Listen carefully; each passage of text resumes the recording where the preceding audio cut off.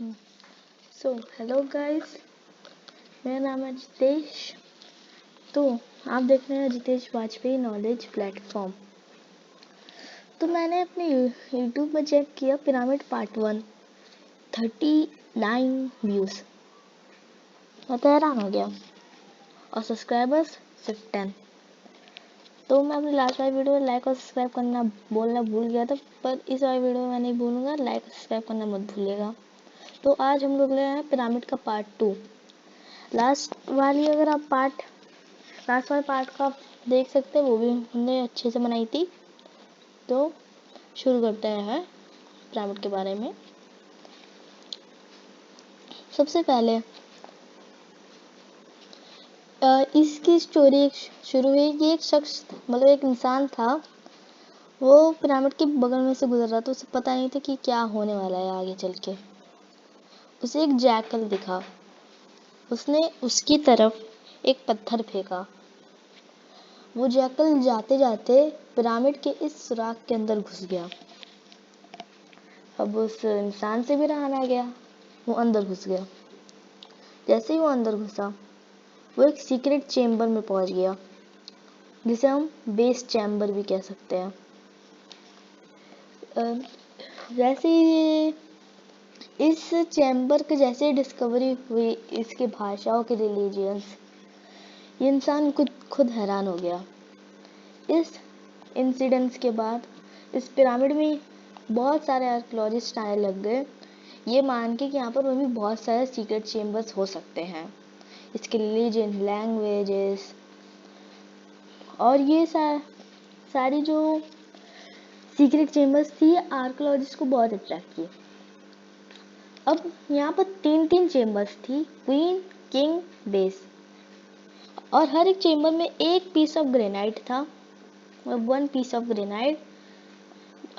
Archaeologist को ये बात सबसे परेशान कर गई।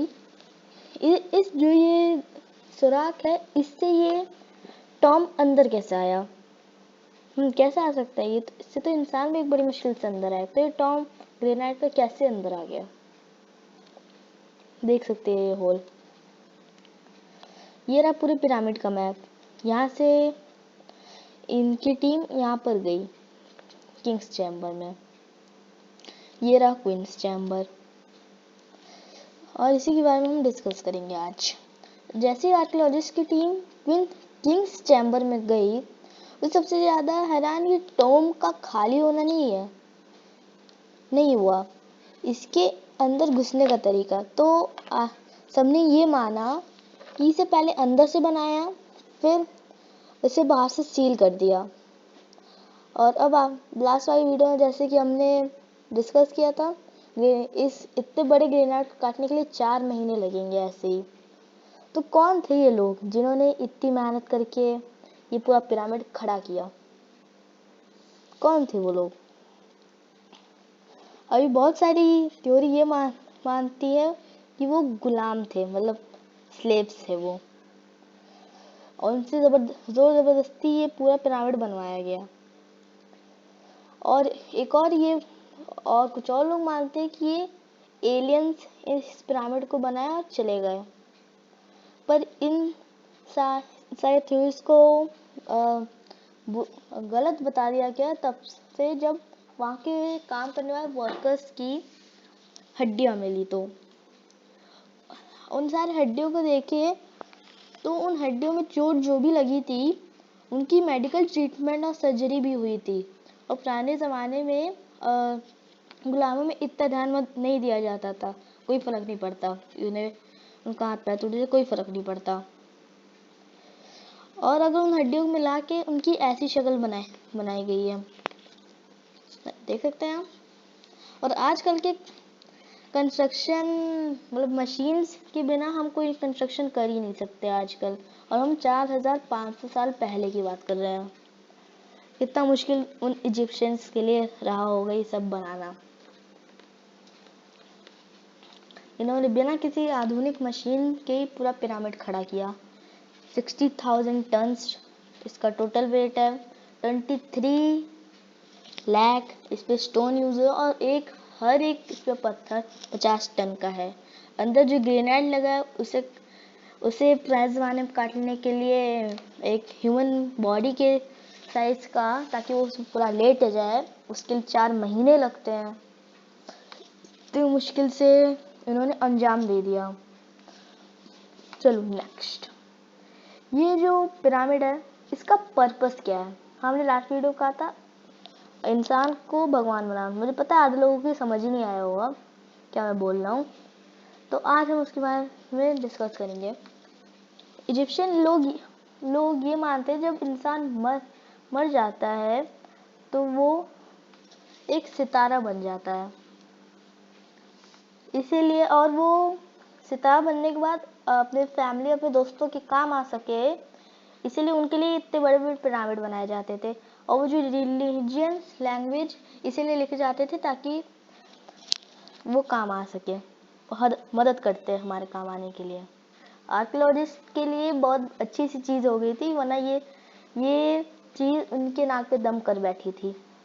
पर्पस ऑफ पिरामिड ये पर्पस इन रिलीजन लैंग्वेजेस से पता चला है। अब एक और चीज़ बहुत ही इंटरेस्टिंग और बहुत ही अजीब आई है। एक एरियल फोटो से देख सकते हैं ये सारे 3 पिरामिड, सबसे बड़े 138 पिरामिड में से ये जो 3 जो पिरामिड है ये वाले, ये अलाइंड नहीं है। तो इतनी मेहनत से बनाया गया पिरामिड अलाइंड नहीं है। मतलब आर्कियोलॉजिस्ट को ये भी एक बात समझ के बाहर हो गई।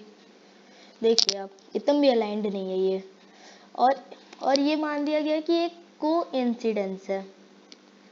पर इस कोइंसिडेंस के थ्योरी को रॉबर्ट बुआल ने क्रैक कर दिया। उसने ये कहा इजिप्शियन लोग तारों को बहुत मानते थे, तो ये तीनों पिरामिड ओरायन बेल्ट के 3 कॉन्स्टेलेशन से बने हैं। देखिए ओरायन बेल्ट में एक बहुत बड़ा, एक मिडल और एक सबसे छोटा होता है। पिरामिड को भी देख लिए, ये सबसे बड़ा है, ये सबसे बड़ा है, ये उससे बीच में है, ये सबसे छोटा। और तारों को देख ले, ये और ज़्यादा ग्लो कर रहा है, ये उससे थोड़ा कम हो रहा है, ये सबसे छोटा और लैंड सबसे अलग है। तो ये भी क्लियर। नेक्स्ट, अब आर्कियोलॉजिस्ट ने नई उसकी मदद से एक एक्सरे पिरामिड में छोड़ी, जिससे ये पता चला कि किंग्स चेम्बर के पास एक और हिडन चेम्बर है। तो डॉक्टर जाही हवाज ने उसे भी एक्सप्लोर करने का, उसे भी कहा इससे शायद पिरामिड के और राज खुलेंगे। ये देखिए आप, hidden chamber, kings chamber, queens chamber, grand gallery, जो किंग्स चैम्बर तक जाता है, ये रहा हिडन चैम्बर जो आप डॉट डॉट देख रहे हैं। अब यहाँ पर जाना हो गया था, तो इसलिए 5 साल में एक रोबोटिक मशीन तैयार की गई जो इस छेद से 1993 में अंदर डाली गई। 200 फीट बाद जैसी रोबोटिक मशीन 200 फीट इसके अंदर घुस गई थी, उसके बाद उसे एक स्लैब दिखा कॉपर के हैंडल के साथ।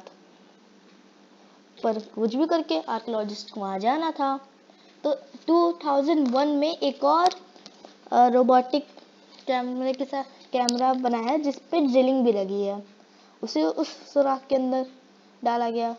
जैसे ही उसने उस स्लैब के अंदर बारीक छेद कर दिया, जैसे ही वो अंदर गया उसने सामने एक और स्लैब देखा, पर जब उसने कैमरा नीचे किया उसे रेड 4000 साल पुरानी लैंग्वेज में कुछ लिखा हुआ दिखा, बहुत ही छोटा। अब ये तो कहा गया, ये तो अभी समझ नहीं आया इसका मीनिंग। अब डॉक्टर जाही हवाज ने ये भी कहा जो ये स्लैब है इसके आगे ही बहुत कुछ हो सकता है, तो अभी भी रिसर्च जारी है। तो अगर आपको मेरी वीडियोस में अच्छा लग रहा है तो लाइक और सब्सक्राइब करना मत भूलिएगा। ये मैं पिरामिड का पार्ट 2 ला चुका हूँ। Thanks for 10 subscribers. So till next video, take care in this pandemic.